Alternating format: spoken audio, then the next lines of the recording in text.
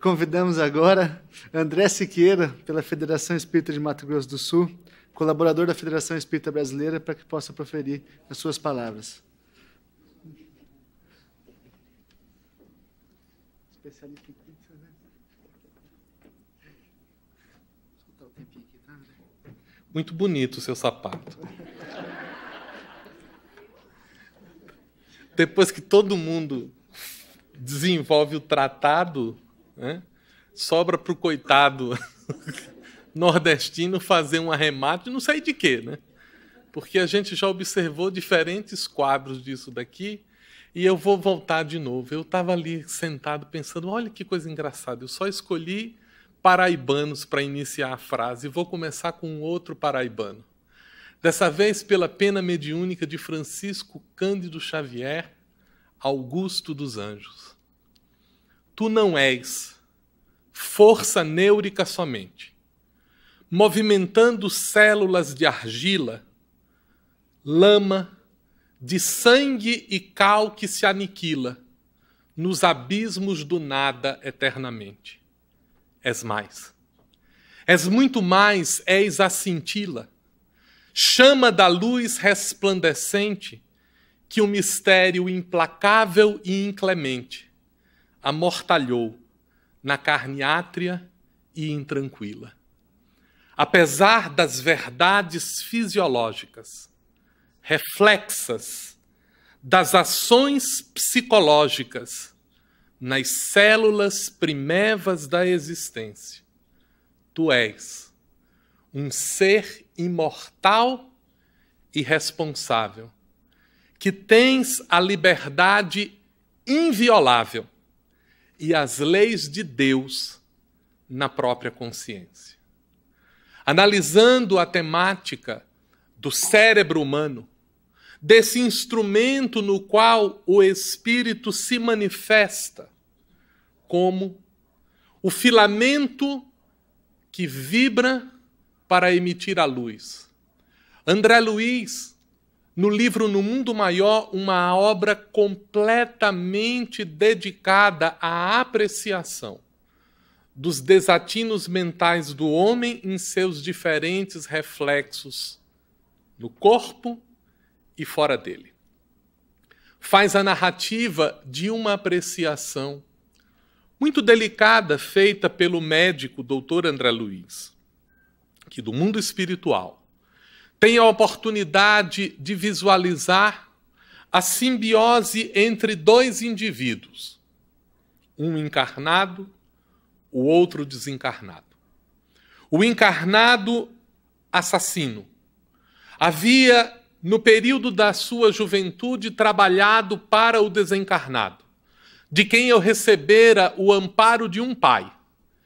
E quando, a determinada altura de sua vida, julgando-se detentor de direitos que estavam além do que de fato lhe cabiam, foi cobrar ao seu benfeitor que lhe desse a justiça dos benefícios que angariava, tendo a negativa peremptória, dirigiu-se contra ele e o assassinou na surdina, sem que a justiça humana pudesse compreender o fato.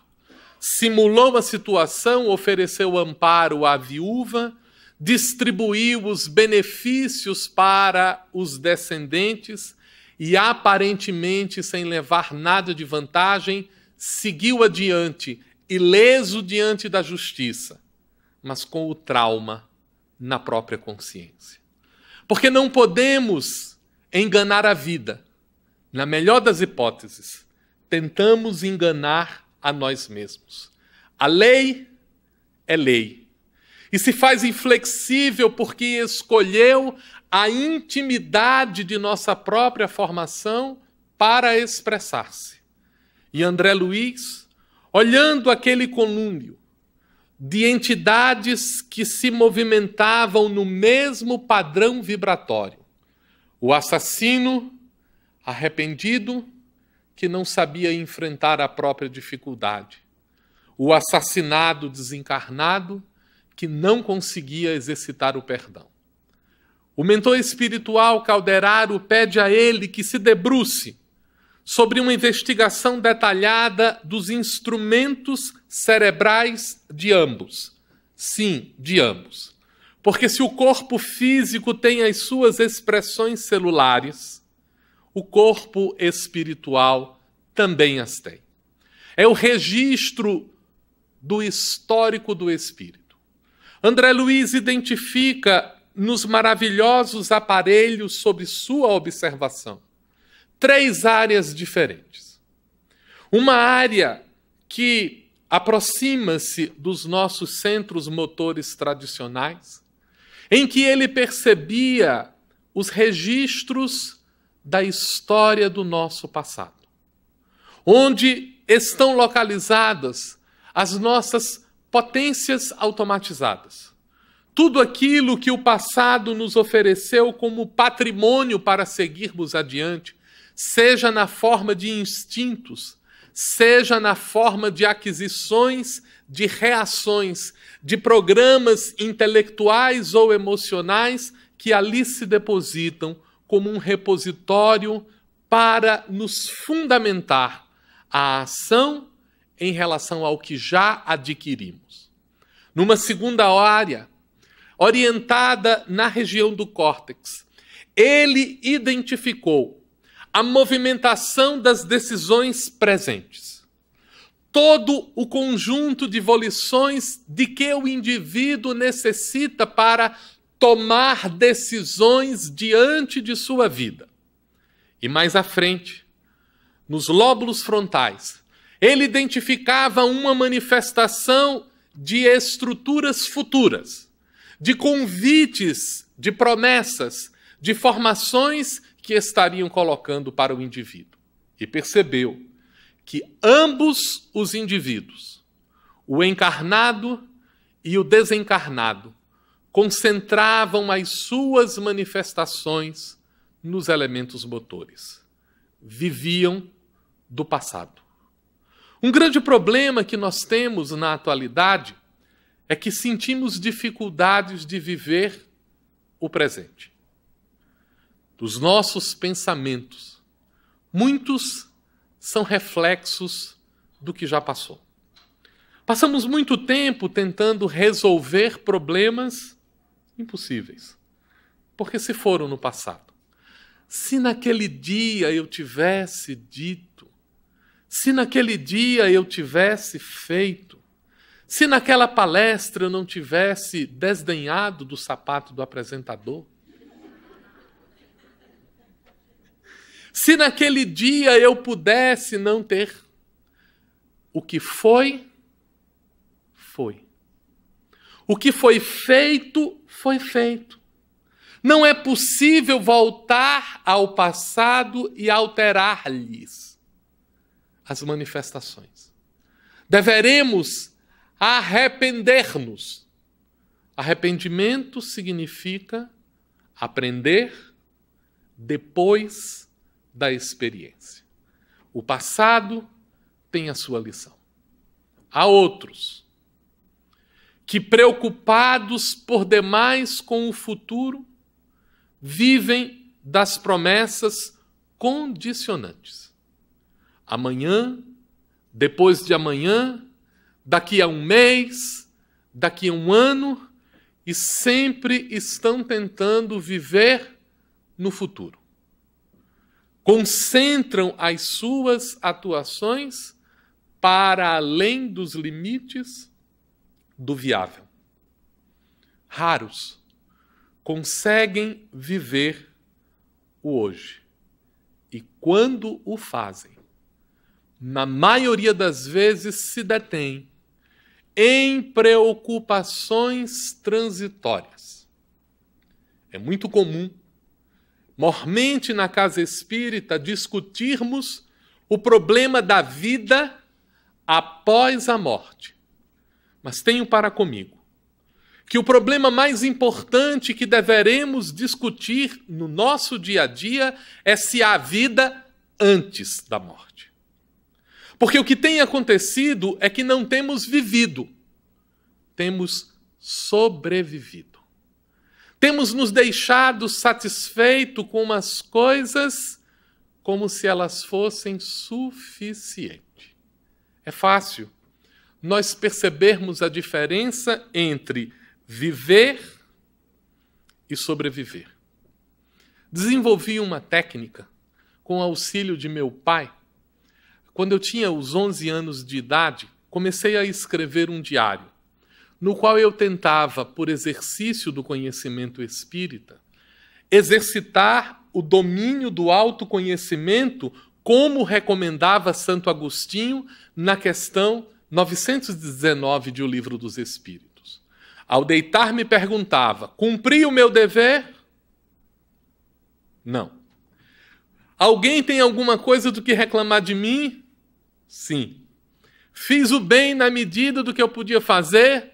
Não. Cansado de ficar reprovado tantas vezes, procurei acrescentar ao conjunto de perguntas de quem já havia vivenciado o processo de autoconhecimento alguns elementos que me permitiam saber se durante o dia eu havia conseguido viver ou simplesmente sobreviver.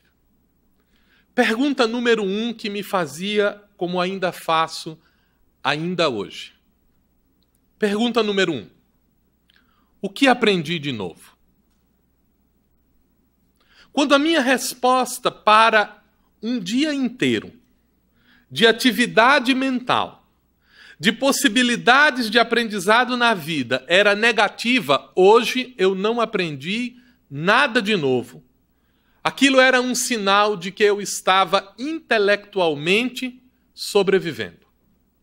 Não conseguia viver. Não conseguia assimilar, porque a vida é um processamento de conhecimento, de ajustamento do indivíduo ao seu ambiente através do exercício das leis naturais. E se eu havia passado 24 horas da minha existência sem aprender nada de novo, aquilo era um sinal de que eu estava simplesmente sobrevivendo. Desenvolvi uma técnica para combater isso, que vou lhes dar em segredo. Quando você à noite se perguntar o que eu aprendi de novo e a resposta for negativa, aprendi com meu pai. Levante-se, vá até a biblioteca, pegue um dicionário e aprenda uma palavra nova.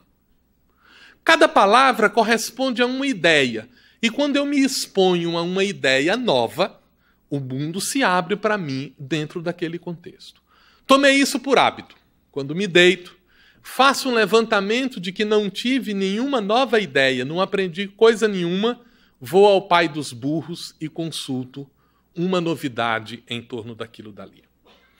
A segunda pergunta. O que fiz de útil no meu dia?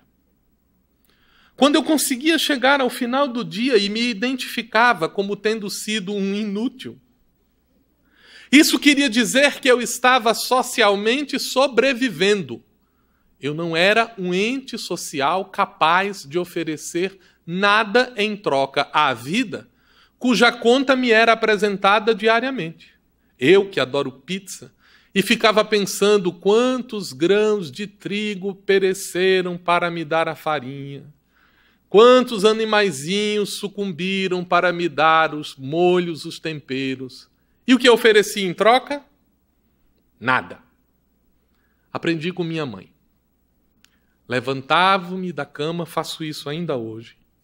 Vou na cozinha, se não tem louça suja, eu sujo e lavo. A consciência me diz, fiz alguma coisa de útil. A terceira pergunta que me faço. Qual foi a alegria que eu senti hoje? Porque se passou-se um dia inteiro e eu não fui capaz de sentir uma única alegria, isso quer dizer que eu não estava vivendo, mas que emocionalmente eu estava sobrevivendo. E aí, os meus amigos que me perdoem, mas eu ligo a hora que eu estiver dormindo. Para contar uma história, para ouvir uma história, para trocar uma ideia. Quando ninguém está acordado, eu vou procurar os poetas, vou procurar algo que me emocione, que me faça sentir que eu estou vivo, que eu sou capaz de vibrar no meu coração. Porque um dos males que nós estamos enfrentando não é apenas o quadro clínico da depressão que vai ao limite, mas nós estamos desacostumados a pensar que o início desse elemento é a tristeza. Uma tristeza que chega silenciosa, que se instala aos poucos, que vai aos poucos convivendo com a gente. Quando nós nos damos conta, a vida perdeu o sentido. Não há mais motivo para ter movimentações do dia a dia. Aí é tarde. Aí nós já estamos numa situação de profunda delicadeza. Quando, no final da década de 60, em que os Estados Unidos da América, como grandes vencedores dos episódios da Segunda Guerra Mundial, estabeleciam o baby boom, um ambiente de felicidade, de nascimento de novas crianças, como uma tentativa de reflorescer a sociedade, em que as mentes deslumbradas com um arsenal de conhecimento que transformava os quadros da civilização numa espécie de nova revolução do iluminismo, conclamando os homens a libertarem-se dos seus antigos dogmatismos em benefício da experiência da verdade, pedindo às mulheres que se desvencilhassem de seus espartilhos e atavismos culturais para dedicarem-se a uma vida em plenitude. Um psicólogo norte-americano, o Dr. Rollo May, observou a ampliação dos quadros de suicídio entre uma faixa especial da população que o surpreendia. Jovens, entre 18 e 26 anos de idade, nas camadas mais ricas da população norte-americana e, em sua grande maioria, dentro dos centros universitários. Incomodado com aquele fato, ele empreendeu uma pesquisa registrada numa obra muito curiosa intitulada O Homem à Procura de Si Mesmo, em que ele trata da busca humana do significado das coisas. E identificou, num quadro geral, uma tese muito curiosa de explicação social para o que ele entendia ser o problema do suicídio. A emergência da rotina. Nos ambientes em que o indivíduo, por força da necessidade de sobrevivência, trabalhava em áreas especializadas, dedicando-se intensamente a produzir parte de um todo. E não conseguindo compreender qual era o valor daquilo que estava fazendo, ainda que o produzindo dia após dia. O indivíduo perdia a significação das coisas. E com o significado, esvaía-se igualmente o valor que ele havia compreendido. Dos processos de rotina emergiram as dificuldades com a ansiedade, a contínua espera do que virá de melhor, sem que ela nunca chegue. A contínua insatisfação pelo que se possui. A continuada busca pelo que não se pode ter. Uma ininterrupta incompletude. Não importa o que se tenha conquistado. A rotina desenvolvendo a ansiedade, a angústia. E com ela, o advento do medo. De quê? De tudo. Inclusive de ter medo. O medo de não ter significado. O medo de ser impotente. O medo de ser inconsequente, o medo de não conseguir realizar, o medo de desassossego, o medo de não conseguir viver, de não conseguir o sucesso, de não conseguir a autorrealização. E com a sequência da rotina, da ansiedade, do medo, o indivíduo se distancia e se fecha, e advém-lhe a solidão. Não importa com quem conviva, não importa quantos lhe amem, não importa com quantos conviva, sentir-se-á solitário, porque ninguém lhe compreende, porque ninguém lhe ama, porque ninguém é capaz de perceber a extensão de sua dor, tanto quanto ele não é capaz de perceber a angústia do outro. O que lhe resta, então? O que lhe resta é uma vida em que pretende suplantar com os sentidos a impossibilidade de sentir-se pleno. Então vivemos uma vida que começa na sexta-feira, quando saímos do trabalho, e termina no domingo à noite, quando pensamos que na segunda de manhã precisamos voltar à rotina das coisas. Esta insensibilidade de sentido, indiferença quanto ao significado, tem como principal consequência a busca desassossegada pelo prazer, agora confundido com alegria, equivalido à noção de felicidade. Tivemos dificuldade em perceber que prazer é um estímulo físico, alegria é um encontro psicológico, felicidade é um entendimento espiritual. O atleta que pratica maratona não sente prazer enquanto está correndo, porque sacrifica-se.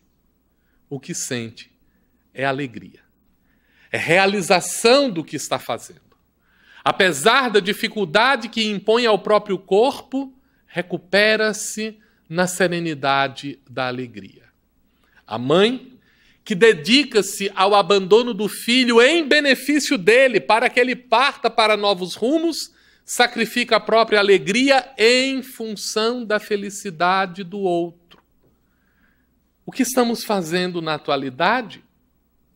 Estamos presos, ora no passado, ora no presente, ora no futuro, e não nos damos conta de que nós somos mais.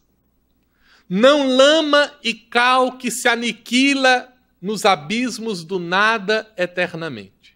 Somos mais, muito mais.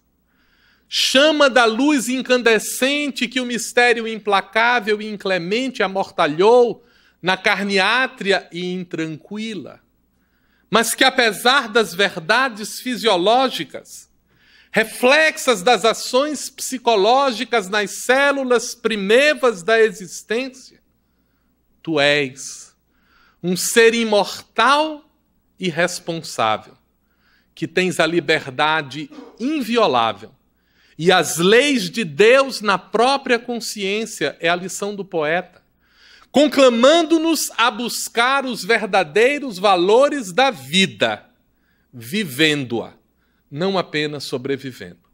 Não nos perguntemos mais se viveremos depois da morte. Perguntemo-nos hoje à noite se conseguimos viver.